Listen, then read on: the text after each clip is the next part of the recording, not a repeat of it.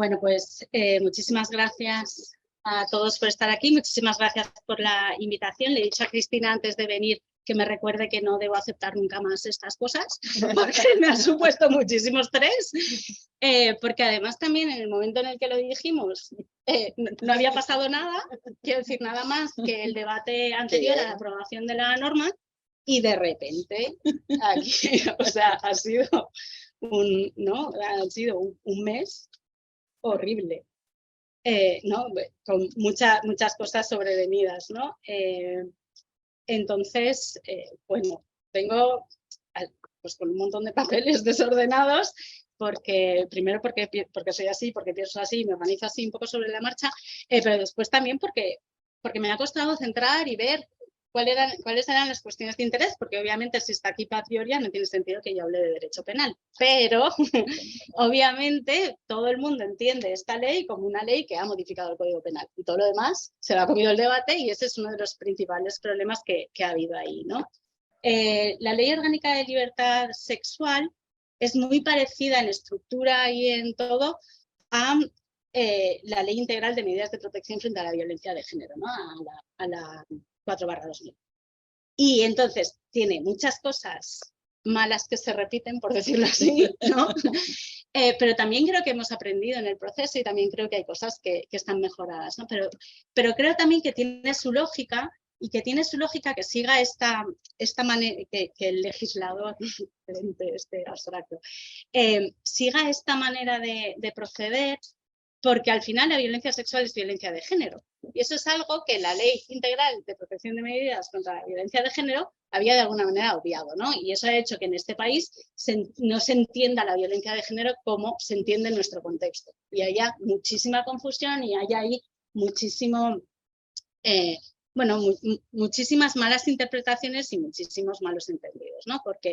Porque se entiende en este país que violencia de género es violencia contra las mujeres y ya está, ¿no? Y entonces nos dificulta mucho abordar esto como nos exigen las instancias internacionales que lo hagamos, ¿no?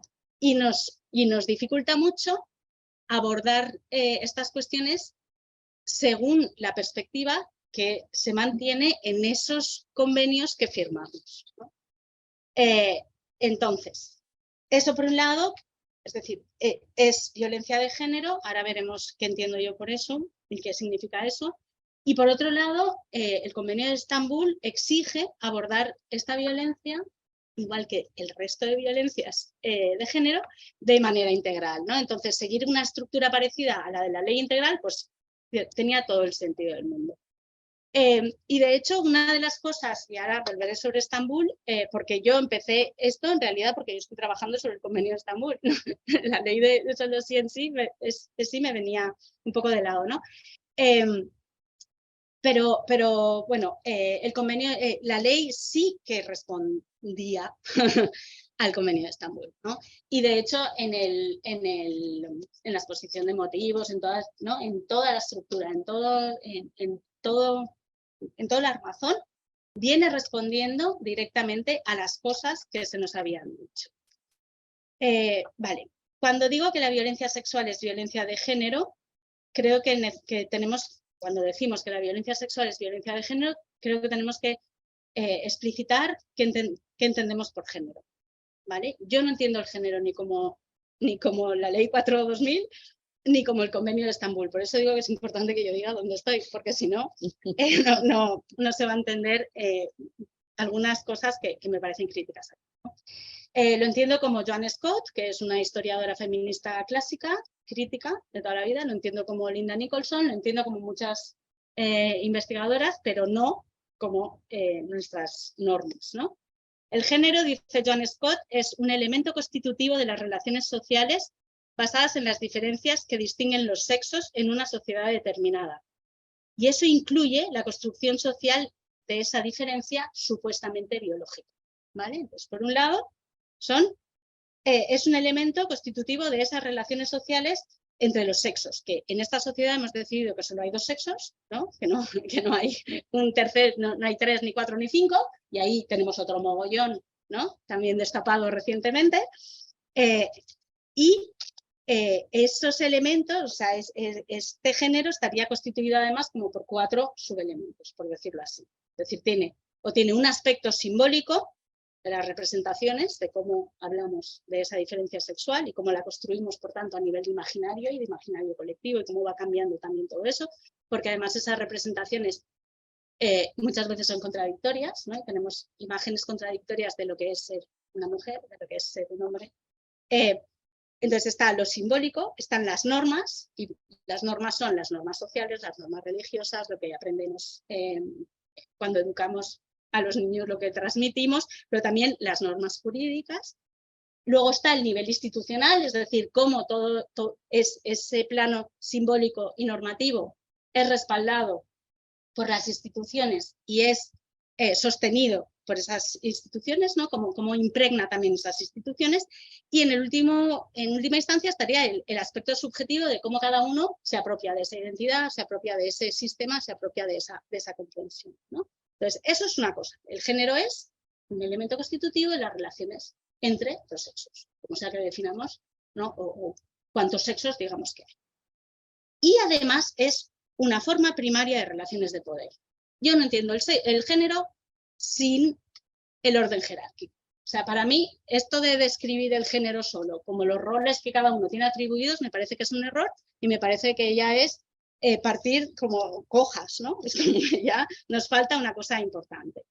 Porque el género hace referencia a esa diferencia sexual, o sea, cómo construimos esa diferencia sexual, qué contenido le damos a esa diferencia sexual, cómo la establecemos, cuáles son los roles, pero también cuáles son las relaciones de poder que justifican esa relación y que justifican esa diferencia, que justifican esa relación y que justifican esos roles diferenciados. ¿Vale? Entonces, por eso, como el género es todo eso, desde la teoría feminista se ha construido este paradigma que entiende que la violencia de género es discriminación, porque está inserta en ese orden jerárquico, porque necesariamente lleva ese elemento de poder y hace referencia a ese sistema de poder, ¿vale? Desde ahí es de donde se tiene que analizar esto. Entonces, la violencia de género es violencia, o sea, es discriminación. Toda la violencia de género es discriminatoria, se tiene que entender como una discriminación porque son actos de violencia, claro, que tienen o que adquieren un significado determinado dentro de un sistema de dominio o varios sistemas de dominio, ¿vale? Y adquieren un significado, significa que mediante esos actos el sistema de poder es capaz de reproducir esos elementos que decíamos simbólicos, normativos, ¿no? O sea, y en lugar de la gente, ¿no? Cristina Molina Petit decía que el patriarcado es un sistema de descripción de espacios. A ti te coloca aquí, a ti te coloca aquí, ¿no? Que los sistemas de dominio al final lo que hacen es decir a ti dónde te tocas, ¿no? Entonces, esta violencia lo que hace es volverte a colocar en tu sitio, ¿no? Y de alguna manera esto está en la ley, ¿no? Y esto está sobre todo en la primera parte. Esto lo han teorizado mucho Magui Barrere, por ejemplo, lo ha teorizado Encarna Bodelón, aquí lo ha trabajado María José Añón, Víctor Merino, ¿vale? Y es esta idea. ¿Por qué digo que adquieren significado dentro de un sistema de poder o de varios sistemas de poder? Porque cuando nosotros pensamos, por ejemplo, en la violencia que sufren la violencia sexual que sufren las mujeres lesbianas que son violadas para ver si así se hacen heterosexuales, ahí, además de este sistema, ¿no? Además de sexismo, además de este machismo, hay una heteronorma, ¿no? Que impone. O la violencia sexual que sufren los hombres gays por parte de otros hombres gays para decir, ¿no? Tú nos pones en ridículo, ¿no? Que es la idea del machito. Eso es violencia de género y sirve para colocar otra vez a ese disidente sexual dentro del orden de género que corresponde, ¿no? Entonces, hay distintos sujetos que se pueden ver afectados por esa violencia. Esa violencia de género no afecta solo a las mujeres. Yo creo que no afecta tampoco. O sea, yo creo que los niños también pueden sufrir violencia de género, ¿no?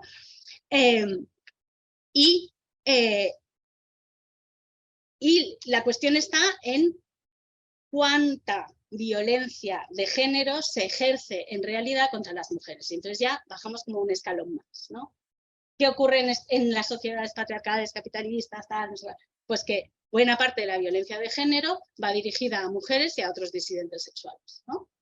Entonces, hablamos de violencia de género contra las mujeres y la violencia sexual sería un tipo dentro de la violencia de género, ¿vale? La ley fundamentalmente aborda la violencia de género, o sea, la violencia sexual como violencia de género contra las mujeres, ¿vale? Aunque no dice nada de que estén excluidos otros sujetos, ¿no? De hecho, ahí había también una discusión sobre si los niños sí, los niños no. Como los niños ya tienen una norma que los protege, pues esto iría un poco a complementar. Pero bueno, fundamentalmente está pensando en las mujeres, que son también, en teoría, quienes somos las principales víctimas de esta violencia sexual que se ejerce en nuestra sociedad. Digo en teoría porque en realidad hay muy pocos datos fiables, y de hecho es una de las cosas que nos dice Grevio, ¿no? Que nos dice el grupo de expertos de la violencia sexual, nos dice de la violencia de género, perdón, el que monitorea el convenio de Estambul nos dice, es que solo os preocupa la violencia masculina en pareja. Es que esto no puede ser, o sea, tenéis, con todo lo que hay en el convenio, no puede ser que solo os dediquéis a la violencia masculina en pareja y os dejéis fuera el resto de violencias y no tengáis nada pensado para la violencia sexual. Nada pensado es que ni siquiera hay datos estadísticos, o sea, que no hay información real, que no sabemos cuántas víctimas acuden a los centros de delitos, que no sabemos los hospitales cuántas mujeres reciben los fines de semana después de, ¿no? O sea, durante la noche del fin de semana, cuánta gente va diciendo creo que me han pinchado, creo que me han violado, ¿no? Es decir, no tenemos datos sobre eso y claro, Grevio dice esto, ya llegáis tarde, porque desde 2014 tenéis la obligación de hacerlo, ¿no? O sea, han pasado casi 10 años y todavía está esto por hacer, ¿no? Vale, entonces, como digo, la ley parte de ese paradigma, en principio, de que la violencia sexual es violencia de género, que lo importante es proteger a las mujeres, que son las principales víctimas o que son las víctimas mayoritarias de esa violencia, que es estructural y que es una forma de discriminación, ¿vale? Y de hecho, hay párrafos que lo dicen expresamente, ¿no? Y dice la ley que la violencia sexual al final lo que hace es disciplinarnos a todas, ¿no?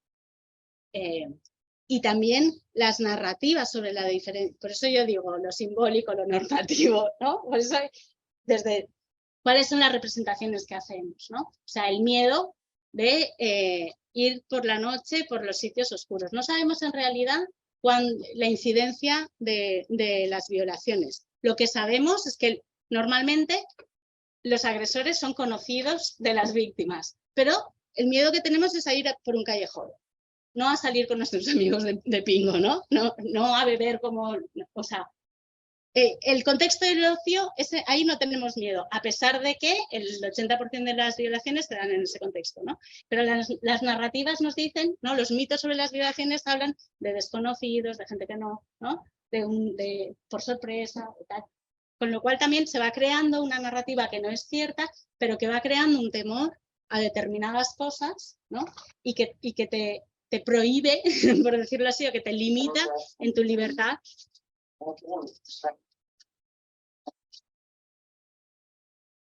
Que limita la libertad de movimiento y también tiene este elemento que dice la norma de disciplinarnos a todas, ¿no? Vale, entonces la ley además dice que parte de las exigencias que Grevio, que el grupo que monitorea el convenio de Estambul y el comité de las partes ha hecho al Estado, ¿no? ¿Por qué? Pues porque nos dan un toque de atención importante. En el primer informe ya nos dicen que, en fin, lo hacemos muy bien en algunas cosas, pero que hay muchas otras que están muy mal. Y lo que os decía, ¿no? Dice que tenemos que prestar atención a todas las formas de violencia que están cubiertas, por decirlo así, por el convenio, y no solo a la violencia masculina en pareja. Y dice, especialmente tenéis que prestar atención a la violencia sexual porque no lo hacéis nada bien, porque está muy mal la respuesta que da el Estado. Y tenéis que prestar atención a la violencia sexual que sufren determinadas víctimas a las que no prestáis tampoco atención. Por ejemplo, las temporeras de la Fresa, hay 400 denuncias y 13 procesados.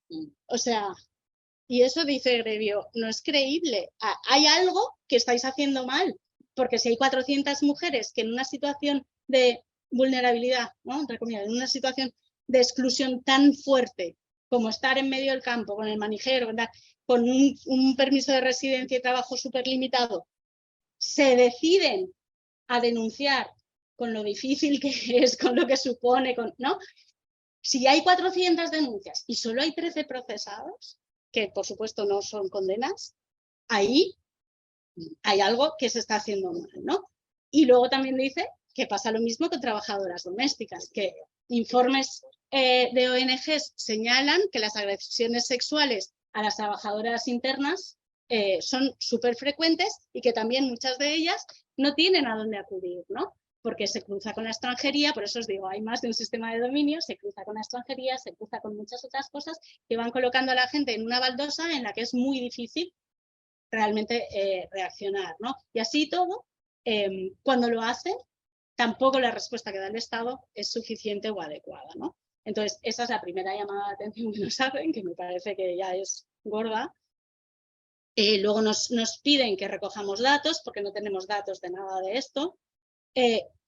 Hay otra que claro, cuando la ministra Montero dijo que es que no con las primeras rebajas, que el problema es que la judicatura interpreta la norma como ¿no? Dijo prácticamente que eran todos unos machirulos y que los hay y que en una sociedad patriarcal pues lo normal es ser machista, es así, ¿no? Y si no te deshaces, pues es muy difícil de repente, ¿no? Que te llegue una norma y tú ya te quites todos tus prejuicios, todos tus estereotipos, los mitos, todo eso se va por obra y gracia del BOE, ¿no? Entonces, claro, eso que no es así y que lo expresó muy mal, en realidad es lo que nos dice Europa, o sea, es lo que nos dice el Consejo de Europa. Dice, tenéis que formar a la Judicatura y a la Fiscalía sobre violencia de género en general, sobre qué significa esto de juzgar con perspectiva de género, ¿no?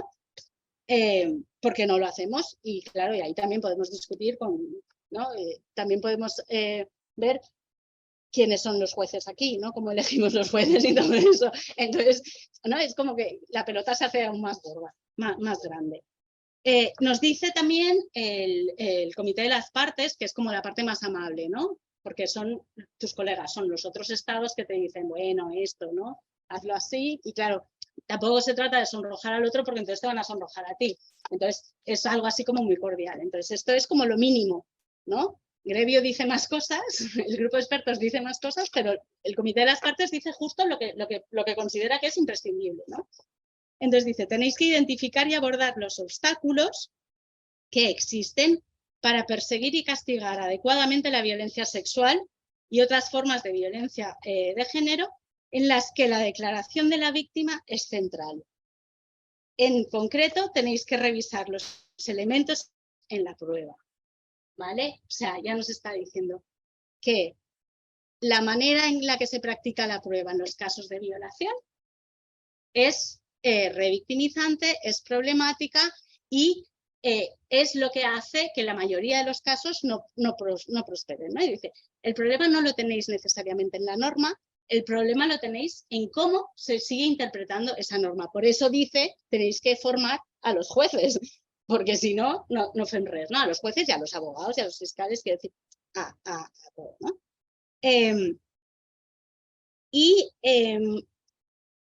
Y entonces, ¿cuáles son esos elementos, ¿no? O sea, ¿qué es esto que dice en relación a la prueba?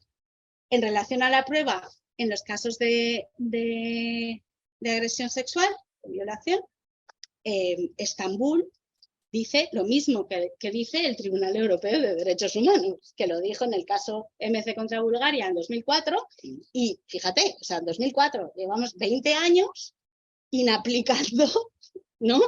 Lo que ya sabemos que se hace mal, ¿no? O sea, replicando algo que ya sabemos que está mal hecho, ¿no? Y lo que dice es, y en teoría aquí también es así, es decir, la teoría dice que si no hay consentimiento es violación. La práctica lo que dice es que tienes que demostrar un montón de cosas y que se tiene que, o sea, y se escrutiniza, se analiza, se examina las acciones de la víctima tanto o más que las acciones que están siendo juzgadas, ¿vale? Que es el comportamiento del agresor.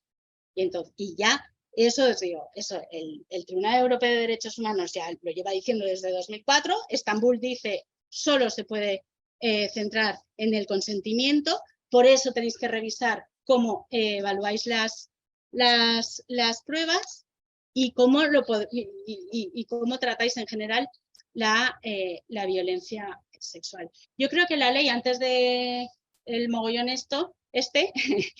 antes de la contrarreforma y de todo, era fiel a Estambul.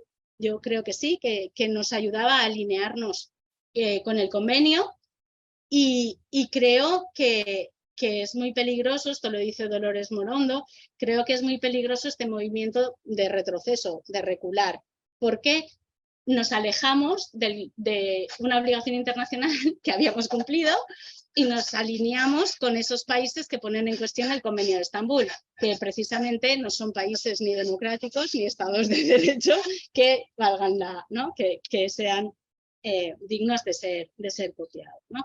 Y también Patricia Faraldo, ayer leía un artículo suyo que decía, es que cuando se pensó esa norma, lo de menos era incrementar la pena. Es que era lo de menos, es que en ningún momento se pide subir las penas. Las penas ya sabemos que no sirven para prevenir, ¿no? Las mujeres sabemos que el derecho penal no es un buen aliado nuestro, nunca, por lo general, no es amable con las mujeres y no es amable con nadie. En realidad el derecho penal es hostil, es horrible, ¿no? Pero es que además el derecho penal no va a cubrir, porque no es su función, las necesidades que tienen las mujeres en los casos de agresión sexual. Ni el derecho penal va a poder transformar las estructuras que mantienen esta situación de subordinación, ¿no? Vale. Pero que no lo haga no quiere decir que no lo podamos utilizar, ¿no? O sea, que no sea su función no quiere decir que vayamos a decir ahora que nos da igual lo que diga el derecho penal, porque no es verdad, ¿no? Pero es verdad que la norma no quería centrarse en el derecho penal. Todo esto, al final el debate se ha quedado en una transitoria, en lo que dice una transitoria. Y hay un tocho así grandísimo, un montón de cosas que hablan de prevención, de protección, ¿no?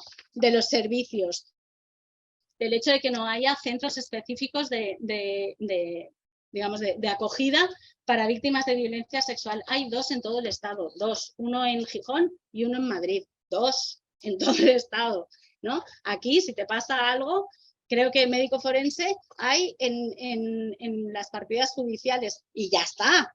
El resto de sitios, por lo visto, ni hay violencia sexual, ni hay bares de fiesta por la noche, ¿no? ni hay gente joven. Y digo esto porque la mayoría de las víctimas son gente joven y la mayoría de los contextos en los que se producen las violaciones es en este contexto de ocio, ¿vale? Por eso lo digo, no por otra cosa. Entonces, claro, todo eso que la ley aborda, todo eso que la ley sí que proporciona respuesta y sí que entra ahí, ha quedado obviado, ¿no? Por ejemplo, la norma ahora dice que esa práctica que había de que pacta el fiscal con el abogado defensor sin que la víctima se entere de lo que pasa, pues eso ya no se puede, ¿no? O sea, si yo no puedo mediar y yo no puedo, o sea, si la mediación está prohibida y yo no puedo hablar y yo no puedo llegar a un acuerdo y yo no puedo exigir a mi agresor que me pida perdón, que me diga, que no, quiero decir, lo que sea, si eso no está permitido, ¿cómo puede hacer eso el fiscal con el abogado defensor? O sea, entonces la víctima, ¿dónde está, no? En todo esto.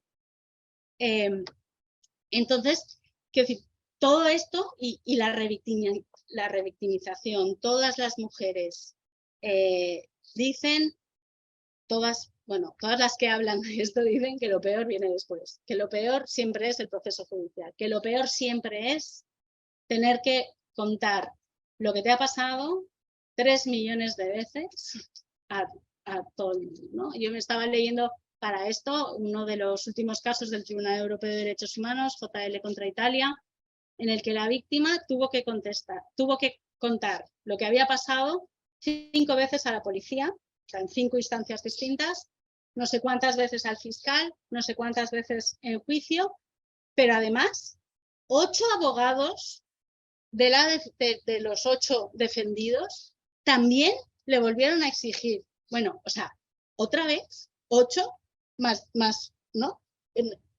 Hay que parar en algún momento. Es lógica de que la libertad, no, o sea, la presunción de inocencia. Bueno, sí, hay presunción de inocencia, pero la otra persona tiene derecho a la intimidad, tiene derecho a la protección, tiene derecho, ¿no?, a un montón de cosas, y tú no puedes estar aquí constantemente, además, publicitando si hizo, si dejó de hacer, si llevaba un tanga rojo o si lo llevaba verde. O sea, es irrelevante. Y cada vez que lo dices y cada vez que sale y cada vez que tal, ella revive, ella revictimiza y ella vuelve a ser el foco de atención, ¿no?, de todo este proceso en el que se juzga si estos 8 hicieron lo que dicen que hicieron, ¿no?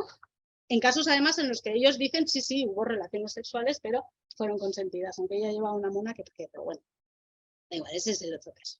Entonces, todas estas cosas, quiero decir, todo esto era lo que se intentaba y lo que está de alguna manera en la norma, ¿no? La norma no dice directamente que se puede generar una prueba preconstituida, pero sí que dice que hay un límite a eso y que si ya se ha prestado declaración delante de personal especializado y ya está, quiero decir, pues ya está, no hace falta otra vez.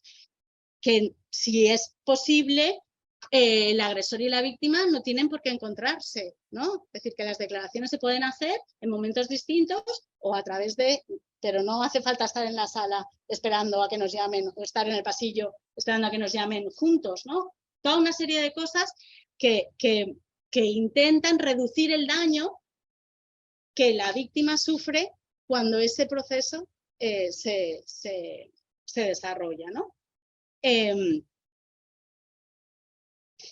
Pero bueno, todo esto que está en la norma ha quedado totalmente eclipsado y creo que es que desde un principio la norma se ha vendido muy mal. O sea, creo que esto que yo estoy diciendo de que en ningún momento se ha pedido un incremento de penas, ¿no? O sea, que el foco no estaba en tener más derecho penal ¿no?, y en expandir los tentáculos del derecho penal, que no se trataba de eso.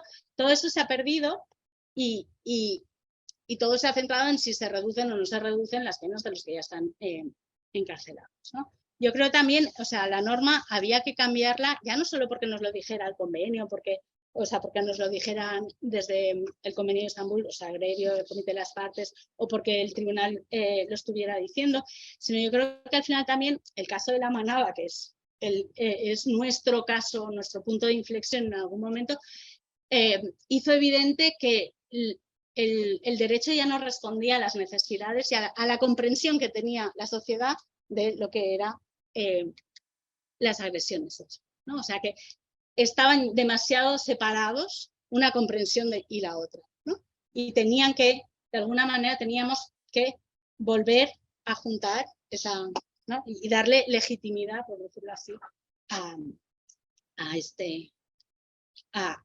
derecho. Vale, entonces, todo el debate previo a la aprobación de la norma giraba en torno a esta idea del consentimiento, porque lo que dice Estambul y lo que nos decían es que, aunque en la teoría el consentimiento es el núcleo del delito, en la práctica no es así, ¿no? Y esta idea del consentimiento y de cómo pensar el consentimiento es lo que movió todos los debates anteriores. Entonces, claro, en estos casos, en los casos de violación, la estrategia de la defensa consiste en desacreditar a la víctima. Esa es la principal estrategia que tienen y la principal estrategia que pueden desarrollar, ¿no? Al margen del daño que cause y al margen del daño que haya causado, ¿no? Y ese desacreditar a la víctima se hace cuestionando lo que ella dice sobre si consentía o no en ese momento, en base no a las circunstancias del hecho, sino en base a su vida, ¿no? Y su circunstancia vital, ¿no? Y ese desplazamiento del hecho a la vida es lo que es problema, ¿no? Y es lo que se estaba intentando reformular con esta idea de sí es sí y de desplazar no es no a solo sí es sí, ¿no? Entonces ahora lo que vamos a tener es dificultad para ver cómo se manifiesta esa voluntad y si en esas circunstancias concretas se dio esa voluntad. Teniendo en cuenta que en este sistema, o sea que nosotros vivimos en un sistema de sexo-género determinado en el que las mujeres en general tenemos menos credibilidad y la sexualidad está también como muy definida en términos androcéntricos, ¿no? Y entonces aquí estaba todo el debate sobre qué significa consentir y si sobre consentir es la mejor palabra para hablar de sexo, ¿no? O sea, porque y claro, este es un melón, este es todo un debate que me parece que es muy interesante también ver cómo se desarrolló y algunas contradicciones que están en la norma, que ya veo que no me va a dar tiempo, pero bueno, y que tienen que ver con este, no solo cómo entendemos el consentimiento, sino también cómo entendemos el sexo y cómo entendemos las relaciones que tienen que ser, ¿no? Voy a empezar con McKinnon, muy breve. McKinnon en 2016, o sea, hace nada, volvió sobre sus ideas del consentimiento y sobre sus ideas sobre las agresiones sexuales. McKinnon es una jurista americana que en los años, bueno, a finales de los 70, a principios de los 80, bueno, ella es marxista, a diferencia de la mayoría de las feministas radicales de este país, ella es marxista, y ella visibilizó, acuñó y teorizó el acoso sexual en el trabajo, ¿vale? Y bueno, y entonces, pues eso, 40 años después, vuelve sobre eso y habla de consentimiento, ¿no? En aquel momento, el movimiento que hizo, esto lo explica Clara Serra muy bien aquí, en este articulito, Un juez para la democracia. Clara Serra lo explica muy bien, dice, lo que ella explica es que en una situación laboral, o sea, en un contexto laboral, cuando un jefe te dice que tengas sexo con él, el consentimiento no puede entenderse como que no está viciado, ¿no? Porque el margen que tú tienes de rechazo es muy poco.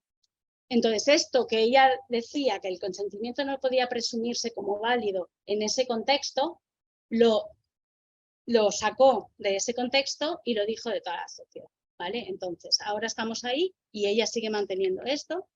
Es decir, el consentimiento es imposible en una situación de desigualdad estructural, ¿vale? Entonces, mientras no se den las circunstancias, mientras no se dé en la sociedad la igualdad, en realidad no se va a poder consentir nunca. En realidad no hay consentimiento posible, ¿vale? Por un lado eso, y entonces ella dice, claro, consentir en este mundo en el que vivimos, ¿no? En esta sociedad en la que vivimos, es dejarse hacer, ¿no?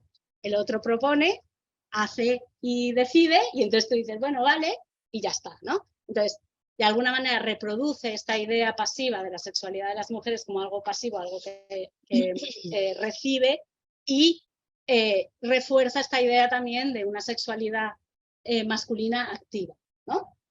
Entonces, yo consiento es yo me dejo hacer. Y ella dice, y esta teoría consensual de las relaciones sexuales hace que el trabajo sexual esté permitido. McKinnon es abolicionista, entonces para ella eso es violencia y no es sexo, ni trabajo. y hasta el sadomasoquismo está permitido, ¿no? Porque eso también es consensual. Y ella, claro, ella también entiende que eso es violencia y no es sexo, ¿no? Entonces, claro, ¿qué pasa? Que al final lo que nos estaba proponiendo McKinnon, lo que está proponiendo McKinnon con esto, que yo creo que es verdad, esta idea del consentimiento, que decir, me parece que es problemático fuera del derecho hablar del sexo como consentido, ¿no? Como sexo consentido o no. Y de hecho ella tiene una frase muy graciosa que dice, nadie dice, sí, sí, me lo pasa genial, los dos consentimos. O sea, no, tú no hablas así, ¿no? Esa no es nuestra manera de hablar de esa realidad, ¿no? Entonces, fuera del derecho, hablar en términos de consentimiento quizá no tiene derecho, dentro del derecho me parece que es la manera de hacerlo, porque si no, al final, lo que ella propone es cambiar esta moral consensual de decir, me da igual lo que hagas siempre que tú quieras, ¿no? Y con cuántos y dónde, o sea, eso no es lo relevante, siempre que tú quieras, cambia eso por decir, hay determinadas cosas que no se puede, aunque tú digas que estás queriendo, ¿no? Entonces hay cosas que yo no voy a decir y te cambia esa moral procedimental por una moral sustantiva. Eso estaba en la ley y eso salió de la ley. Esa idea de que hay determinadas cosas que no se pueden hacer porque lo dice la norma, que al final es imponer una moral sexual determinada a través del derecho y además del derecho penal, ¿no? O sea, eso no se puede y ya no está, ¿no? Pero ese debate estaba ahí.